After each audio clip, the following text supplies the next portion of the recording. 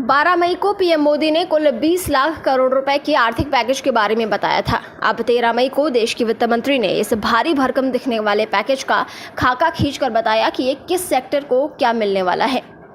ये छोटे कारोबारी, टैक्स पेयर्स, छोटे कर्ज देने वाले संस्थानों, रियल एस्टेट को इन ऐलानों के फोकस में रखा गया है।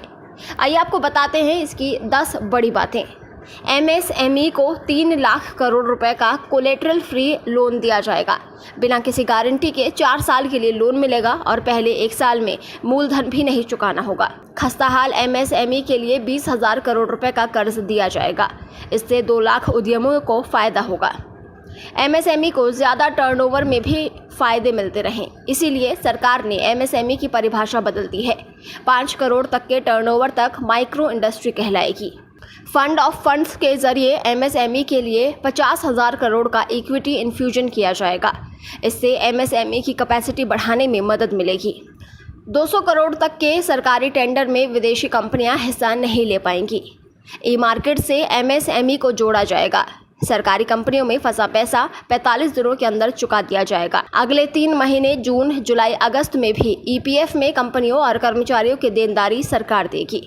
इसका फायदा 70,22,000 कर्मचारियों को मिलेगा। एनबीएफसी, एचएफसीएस, माइक्रो फाइनेंसिंग संस्थाओं के लिए सरकार 30,000 करोड़ रुपए की स्पेशल लिक्विडिटी स्कीम लाएगी। अब रिटर्न भरने की तारीख 31 जुलाई 2020 और 31 अक्टूबर 2020 से बढ़ाकर 30 नवंबर की गई। टीडीएस, टीसीएस में 25% की छूट का भी ऐलान। कोरोना के कारण रियल एस्टेट प्रोजेक्ट डिले होने पर कोई फाइन नहीं, मतलब पोजेशन में देरी होने पर बिल्डर को सजा नहीं होगी। इसके अलावा वित्त मंत्री निर्मला सीतारमण अलग अलग सेक्टर में मिले राहत पैकेज के बारे में विस्तार से बताते हुए उन्होंने जानकारी दी कि अब रिटर्न भरने की तारीख 31 जुलाई 2020 और 31 अक्टूबर 2020 से बढ़ाकर 30 नवंबर की गई है। टीडीएस, टीसीएस में 25% की छूट दी जाएगी। इससे 50,000 करोड़ लोगों को फायदा होगा। ये छूट 31 मार्च 2021 तक लागू रहेगी। नॉन सैलरीड के लिए 100 टीडीएस बनता था तो 75 रुपये ही देने होंगे। सरकार सभी बकाया टैक्स रिफंड तुरंत देगी। इसके अलावा रिटर्न भरने की तारीख 31 जुलाई 2020 और 31 अक्टूबर 2020 से बढ़ाकर 30 नवंबर की गई है। टैक्स ऑडिट को अब 30 सितंबर के बजाय 31 अक्टूबर 2020 तक कर दिया गया है।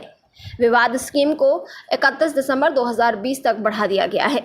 आपको बता दें कि 12 मई को प्रधानमंत्री मोदी ने 20 लाख करोड़ रुपए के राहत पैकेज का ऐलान किया था।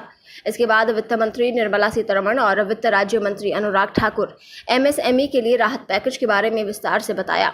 उन्होंने जानकारी दी कि अब एमएसएमई के लिए 3 लाख करोड़ का लोन दिया जाएगा। कोलेटरल फ्री लोन, कोई गारंटी नहीं देनी होगी। एमएसएमई के कोलेटरल फ्री लोन दिया जाएगा। 3 लाख करोड़ का लोन दिया जाएगा। इसके लिए कोई गारंटी नहीं देनी होगी। ये लोन 4 साल तक के लिए होगा, वो भी 100% क्रेडिट गारंटी के साथ। पहले 1 साल में मूलधन भी नहीं चुकाना होगा और ये 31 अक्टूबर तक उपलब्ध रहेगा। इस कदम से 45 लाख यूनिट को फायदा होगा।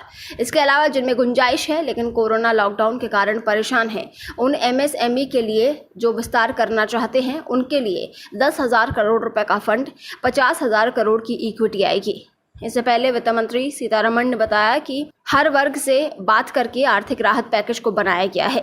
पीएम मोदी भी चर्चा में शामिल रहे। मंत्रालयों से कई बार बातचीत कर पैकेज तैयार किया गया है। आर्थिक पैकेज का मकसद ग्रोथ और आत्मनिर्भर भारत बनाना है। ब्यूरो रिपोर्ट, पत्रिका टीवी।